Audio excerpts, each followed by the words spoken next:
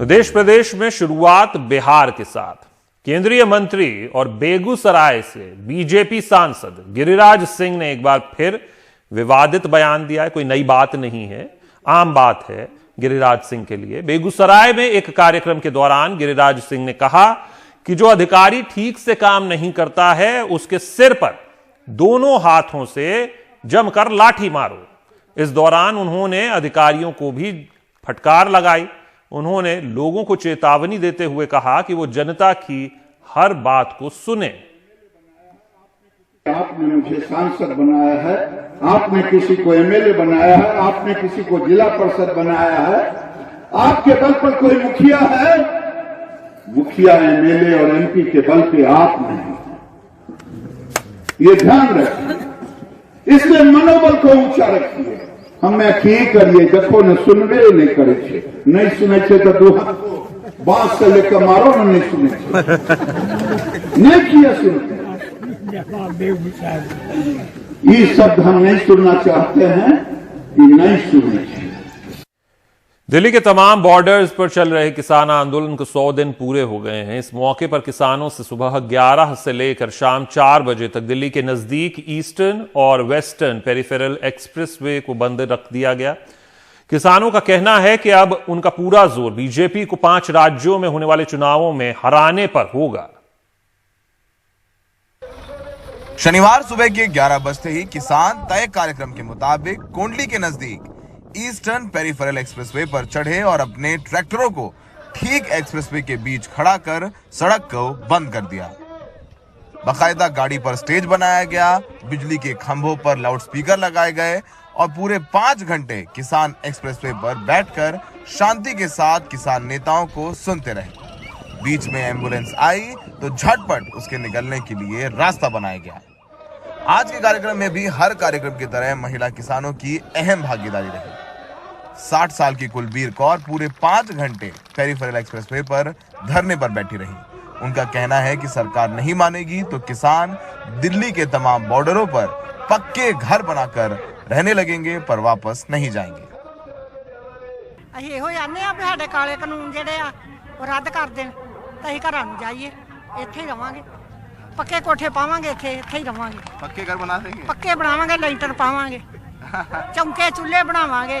अच्छा, हाँ, इत्थे ही दुध रिड़कांगे, मज्जा रखांगे। तो ये माता जी कह रही हैं कि यहाँ से नहीं जाएंगी, पक्के चूल्हे बनाएंगे, पक्के घर बनाएंगे। उधर गाजियाबाद के नजदीक ईस्टर्न पेरिफेरल पर पुलिस काफी मुस्तैद रही, लेकिन चक्का जाम के दौरान किसानों की तादाद कम दिखी। ग्रेटर नोएडा के सिरसा पर ही मुट्ठी भर किसान ईस्टर्न पेरिफेरल को बंद करवाने के दौरान दिखे। खुद राकेश टिकैत मुजफ्फरनगर में ट्रैक्टर रैली में व्यस्त रहे और यहां नहीं पहुंचे। हमें ये भी सुबह बताया गया था कि राकेश टिकैत खुद यहाँ पर आकर चक्का जाम का नेतृत्व करेंगे, तो यहाँ पर वो तादाद किसानों की हमें नहीं दिखी। यानी छुटपुट तरीके से जो है वो किसानों ने चक्का जाम करने की कोशिश की अपने अपने क्षमता के मुताबिक।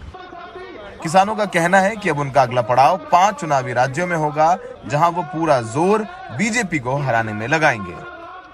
अगर बीजेपी सुनेगी नहीं, इतनी गंदी पार्टी को कैसे हम चाहेंगे दोबारा फिर राज के लिए लोगों में आए। एक पोलिटिसाइज उनके लिए हो गया। हम सिर्फ बीजेपी का विरोध करने जा रहे हैं, हम किसी पार्टी की सपोर्ट के लिए नहीं जा रहे। हम कह रहे हैं कि सिर्फ बीजेपी को वोट मत डालो और किसी भी पार्टी को जिसको आप ठीक समझते हो वोट। उधर कृषि मंत्री नरेंद्र सिंह तोमर सरकार का रुख दोहरा रहे हैं, कहते हैं कि इस आंदोलन से किसी का भला नहीं होने वाला।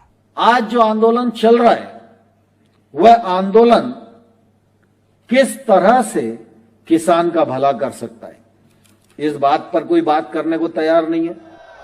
100 दिन पूरे हुए हैं और उसको लेकर के किसान ये आंदोलन कर रहे हैं कि एमपी बंद किया है। सांकेतिक तौर पर आगे और भी कॉल दिए जाएंगे, लेकिन किसानों का कहना है 5 राज्यों में जाएंगे और वहां पर जाकर के बीजेपी का विरोध करेंगे। वो लोगों से किसी को वोट देने के लिए नहीं कहेंगे, वो कहेंगे कि आप जाइए वोट करिए, किसी को भी वोट करिए, किसी पार्टी को भी वोट करिए, पर बीजेपी को वोट मत करिए।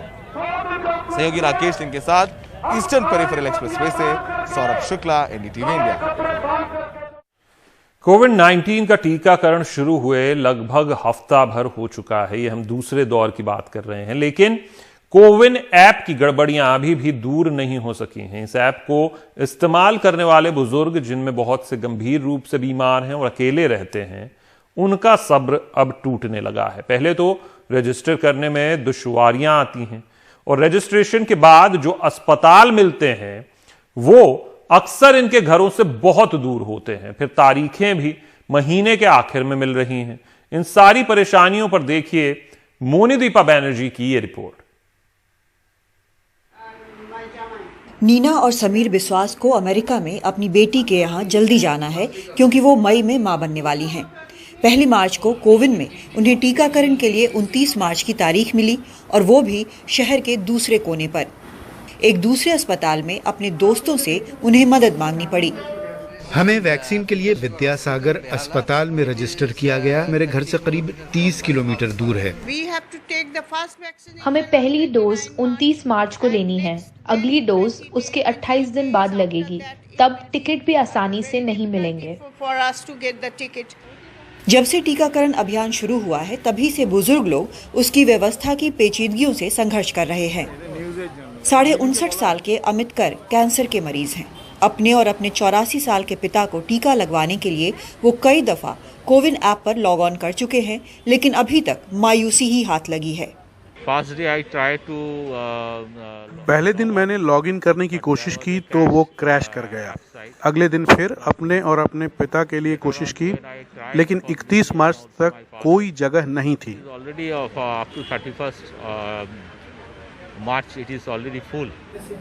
संकट सिर्फ ऐप का ही नहीं है। कैंसर से जूझ चुकी शिवानी सेन और उनके पति बिना टीके के सरकारी अस्पताल से वापस भेज दिए गए क्योंकि वहां के स्टाफ ने कहा कि उनकी पहचान की शिनाख्त नहीं हो पाई। हालांकि ये कोविन पर रजिस्टर्ड थे। 3.5 घंटे बाद हमें वापस आना पड़ा क्योंकि इसमें बहुत ज्यादा बद इंतजामी है और किसी को पता ही नहीं कि क्या करना है। हम टीका लगवा ही नहीं पाए। पता नहीं अब कब लगेगा। अस्पताल वालों ने लगभग धक्के मारकर हमें निकाल दिया। मैंने बहुत अपमानित महसूस किया। बुजुर्गों को ऐसी दिक्कतें ना आए और टीकाकरण कामयाब हो, इसके लिए और इंतजाम करने की जरूरत है। कोलकाता से मोनीदीपा बैनर्जी की रिपोर्ट, एनडीटीवी इंडिया। बात कर्नाटक की। कर्नाटक में तकरीबन 3.5 लाख कोवैक्सीन की डोज कोल्ड स्टोरेज में रखी है। अब तक उनका इस्तेमाल नहीं हो पाया है। लोगों में इस वैक्सीन को लेने में हिचकिचाहट थी, लेकिन परीक्षण के तीसरे दौर में सकारात्मक रिपोर्ट आने के बाद उम्मीद है कि जल्द ही इनका इस्तेमाल किया जाएगा क्योंकि इनका एक्सपायरी मई में होने वाला है। सरकार के कोल्ड स्टोरेज में कोवैक्सीन का जखीरा 1-2 नहीं, तकरीबन 3.5 लाख कोवैक्सीन की डोज रखी है और इन्हें इस साल मई से पहले ही इस्तेमाल करना है क्योंकि तब ये एक्सपायर हो जाएंगी। ये जब यहां लाई गई थी तब इन्हें इमरजेंसी अप्रूवल यानी तीसरे चरण के परीक्षण के दौरान अनुमति मिली थी। इसलिए कोवैक्सीन के बारे में लोगों के मन में तरह तरह के अंदेशे थे, लेकिन अब कोवैक्सीन तीसरे चरण के इम्तिहान में पास हो गया है। तीसरे चरण के परीक्षण की रिपोर्ट आ गई है और 81% में कोवैक्सीन को प्रभावी पाया गया है। ऐसे में मैं उम्मीद करता हूं कि लोग इस बात को समझेंगे और कोवैक्सीन की मांग बढ़ेगी।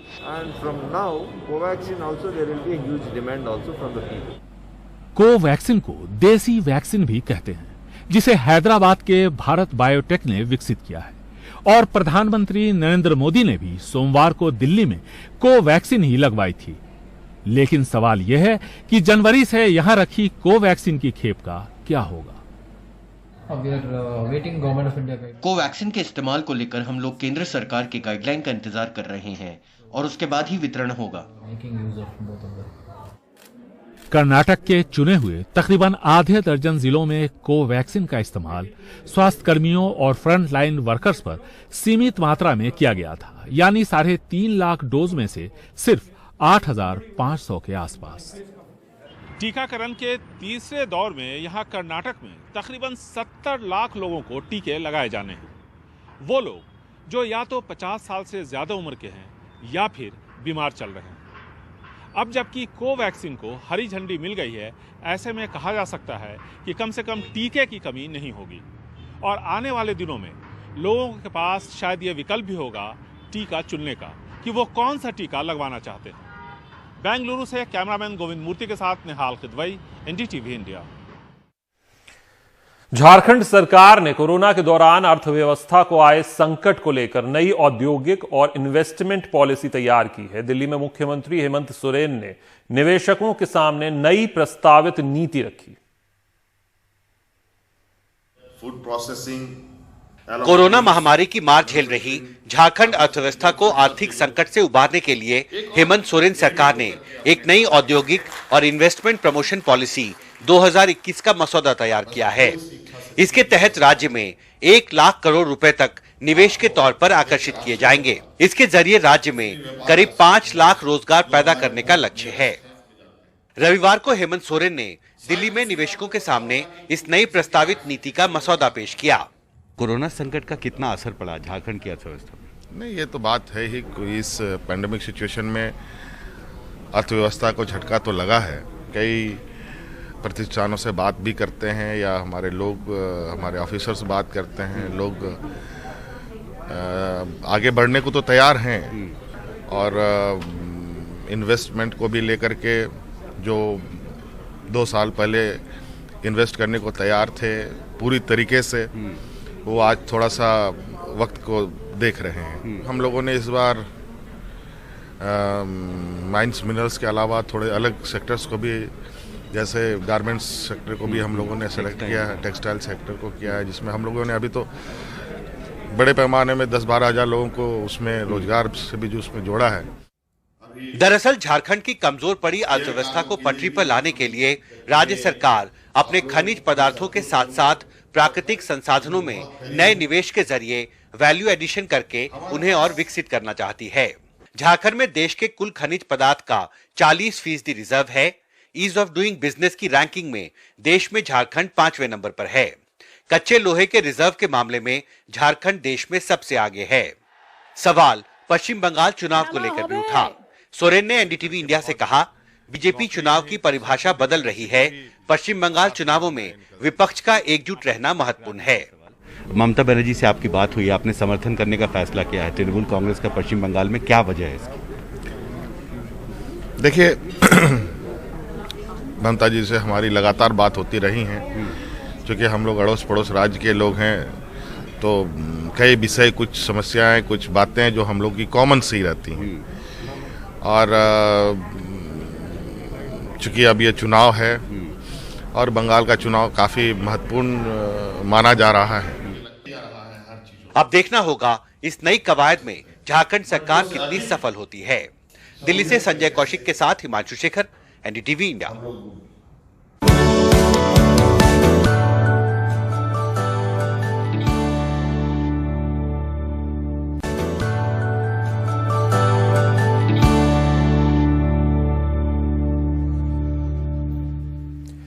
हनुमानगढ़ जिले के गोलूवाला गांव में 2 दिन पहले जलाई गई दुष्कर्म पीड़िता की उपचार के दौरान जयपुर में मौत हो गई। 2 दिन पहले गोलूवाला गांव में दुष्कर्म पीड़िता घर पर जली हुई अवस्था में मिली थी, जिसको श्रीगंगानगर भर्ती करवाया गया, जहां हालात गंभीर होने पर बीकानेर रेफर किया गया, जहां से परिजन जयपुर ले गए थे। इस मामले में आरोपी प्रदीप पुलिस की हिरासत में है और उससे पूछताछ की जा रही है।